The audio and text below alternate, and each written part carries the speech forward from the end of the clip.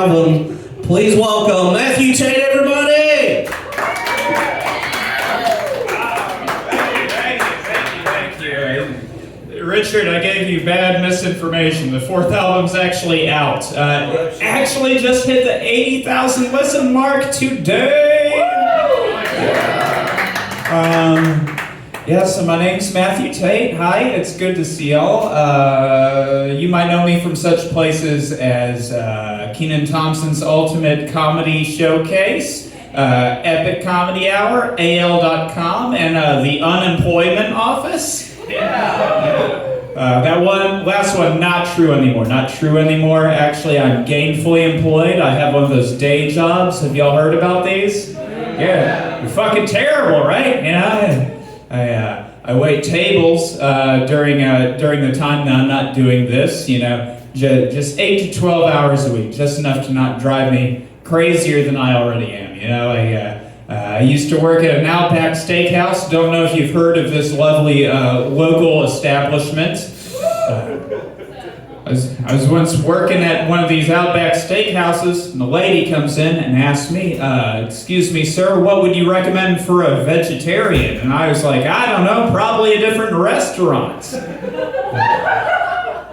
Yeah, I don't work there anymore. Now I work at a traditional down-home, southern-style, country-style cornmeal and cornmeal restaurant. Y'all know what I'm talking about? We'll meet in 3, yeah? We specialize in serving such things as pot roast and country fried steak and hillbillies. Yeah, we specialize in the latter. Yeah, my favorite type of people who come in to eat at an establishment like this are definitely the people who've just given up on life. Yeah, had a guy who came in just last week. And he said, yeah, I'd like the country fried steak with the fried green tomatoes, the fried okra, and some fried hush puppies. And I was like, very good, sir. What would you like to drink with that? A deep fried sweet tea? And he was like, I don't know what the shit that is, but that sounds fucking good, roll tide. It's like, sir, I can't actually make a deep fried sweet tea for you. Yeah. Because science. I'm just kidding. You can't bring up science in Alabama. Am I right? Yeah. I don't like any of my guests to leave unsatisfied, so I tried to make that deep fried sweet tea for him, y'all. I tried to make that deep fried sweet tea for him, but that's neither here nor there. You know? The restaurant, it's neither here nor there. Yeah, fun science fact. Did you know that ignited sugar particles attached to exploding glass can burn down a whole fucking restaurant? So I'm currently on waivers. I just filled in an application at Mr. Chen's across the street. If any of y'all have any, you're like, don't work there? No? Do you work there? No, but I have good friends that have. Don't do it. I have a good friend who works there. She seems to like it all right. Ask her about the managers. The managers? Yeah. I've worked for first-generation Asian Americans before. One of them 2 days into working at his place was called Cajun Crazy Wings. I don't think I've ever told this on stage, but why not, Tuscaloosa? He accused me of being a spy from a different restaurant coming to steal his recipes for fried pickles. It's like, very good, James Bond. You've really cracked the code on this one, haven't you? I left to go work at Outback. It was a little bit better, right? Tuscaloosa, it's good to be here tonight. It's good to be here tonight. I almost wasn't here tonight, but the news snapped, so here we are. Yeah, it's been a rough year. It's been a rough few years. Like you sir, right up front. What's your name? Nick, let me ask you, how's your 2020 Part 3 going? Really bad? Me too. Nobody likes it when I call it 2020 Part 3, but like, let me ask you, sir, what's your name? Christian, do you feel any different this year? Not really? No, me neither.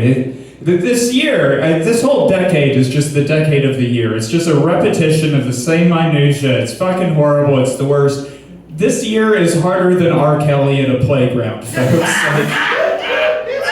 Jesus Christ, I just want it to be over. I almost died from a burst appendix last year, and I was like, boy, that's curious. My body's better at killing me than I am. Like, can we expedite this a little bit? I don't know, folks. I don't know. My year started out in a real fun way. Y'all remember that fun time? That one fun time? When I got broken up with 10 minutes before I had to host a comedy show? One day before our anniversary? I was like, oof, baby, that hurts. I kind of preferred it when you just hit me instead.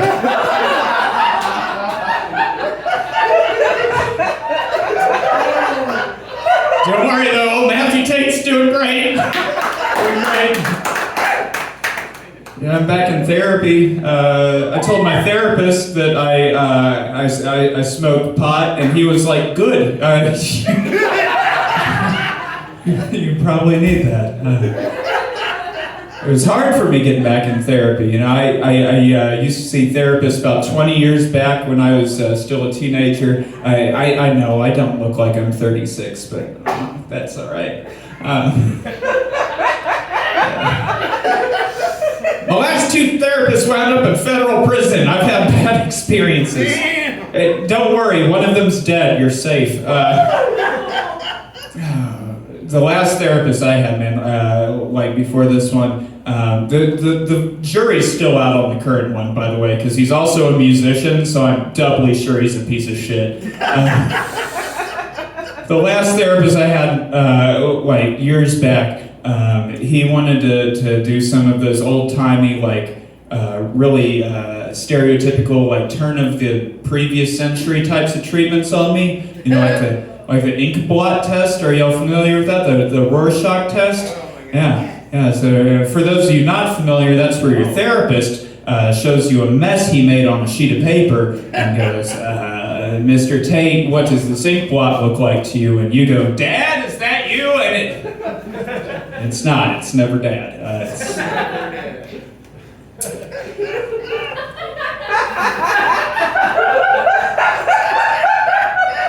I miss him, you know? He's not dead, he's just emotionally unavailable, you know? Sometimes I get reminiscent, especially around this time of year, like starting around like October, November, I get reminiscent during the colder months of the year, you know, where I remember all those good times, just me and my old man sitting on the couch, eating some turkey sandwiches, watching football. It's Thanksgiving Day, and none of the rest of the family want anything to do with us. You know what I'm talking about? Knock, knock. Not my dad. Catch up. Druid City.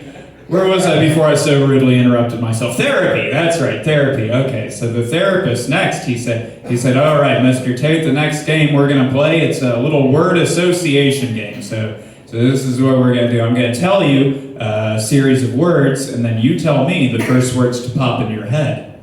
And I was like, well, this seems like a fucking waste of time, Dr. Freud. But I finally have some health insurance at the age of 35, so I'll play that sick, twisted game of yours, you little bastard from the Saw movies.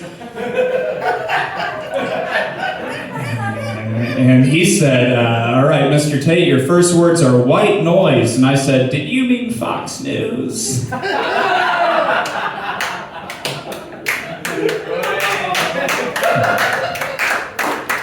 He kicked me out, can you believe it? Yeah, he kicked me. It turns out they had that playing on the TVs in the lobby. And I think they had to make sure anybody who was there actually needed psychological help.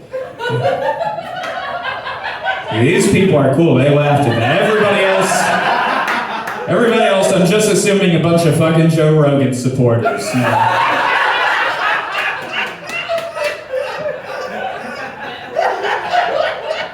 You know, I find it very peculiar that Joe Rogan is smiling as widely as he is in every single photograph. And it's almost as though he has 100 million reasons to, am I right? Yeah, fuck you, Spotify, put my sucking album back up, assholes. I just find it curious that like Joe Rogan is as much of a COVID skeptic as he is when even his teeth are socially distanced. I swore after I put out my fourth record, which is entitled It Only Hurts When I Exist, that I was going to start a Twitter beef with Joe Rogan, just see where it goes. I already years ago signed up for a boxing match with George Zimmerman and his lawyer. Gave me a cease and desist. I will Andy Kaufman my way to success. I don't give a fuck. Whatever, I'd fight Joe Rogan. Yeah, I have the height advantage. Whatever. You gotta be at least 5 foot tall to talk shit.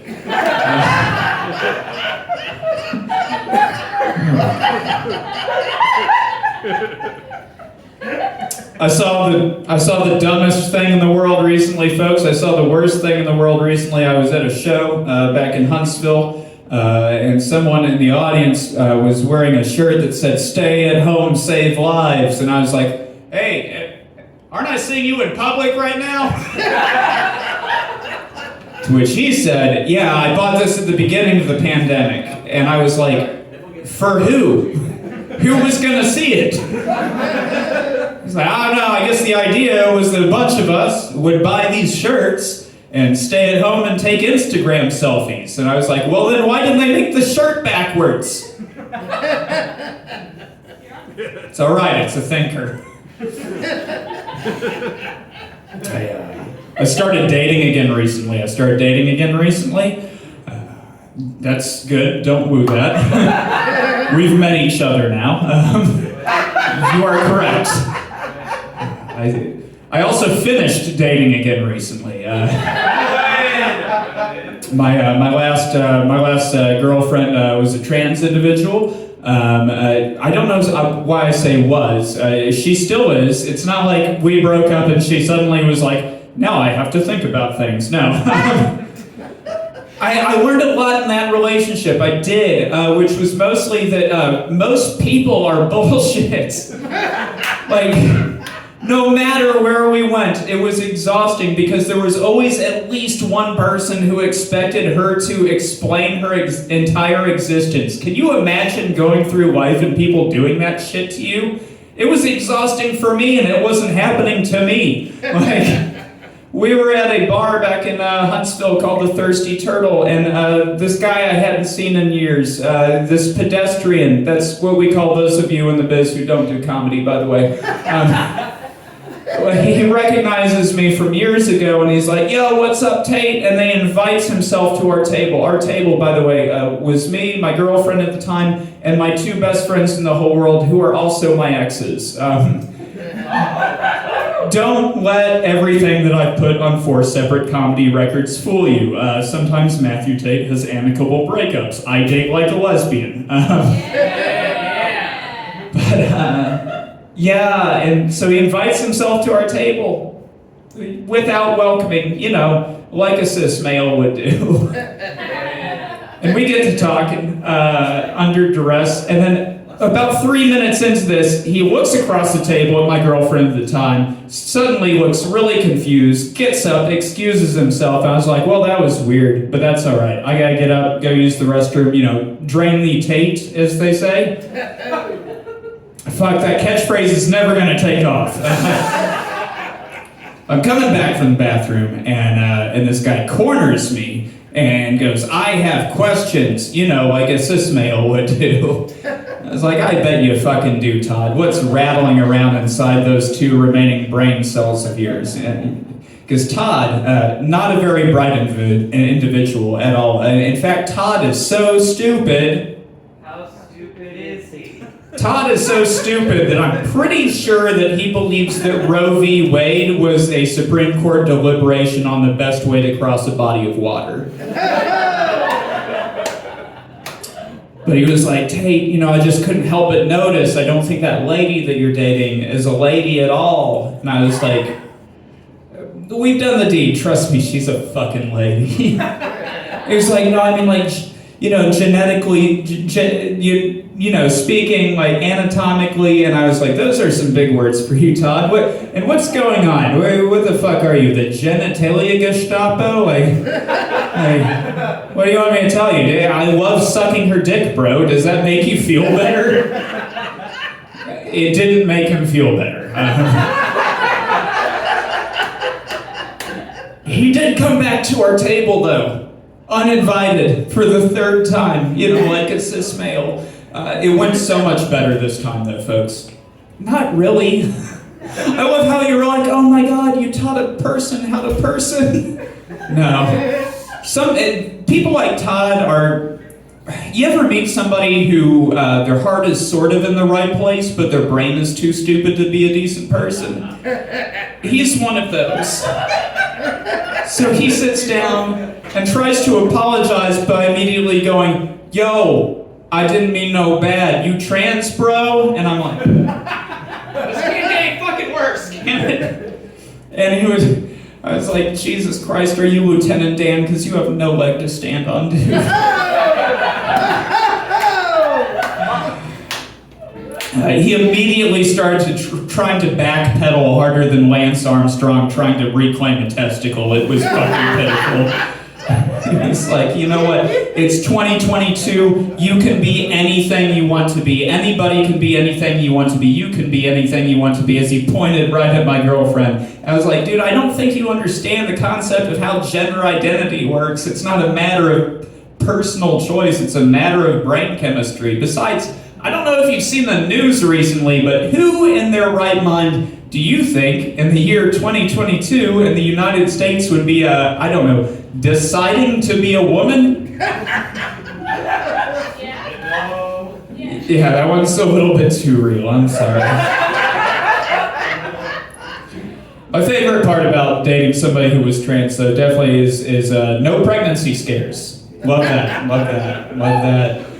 Because my last pregnancy scare, not so hot, mazel tov, whoever struck that. But last pregnancy scare I had, we went, did the responsible thing, went to the clinic back when Huntsville could still legally have one of those, and I saw a curious sign on the door. It said, no children allowed. I was like, boy, they take their job seriously here, don't they? Druid City Brewing Company, you have been absolutely wonderful and lovely. I appreciate all of you so much. I've got some merch for sale in the other room if you'd like to come see me after the show. And please, welcome back to the stage. Slap the meat hooks together, everybody, for your wonderful host, Richard Lockhart. Keep it going for Matthew Tate, everybody.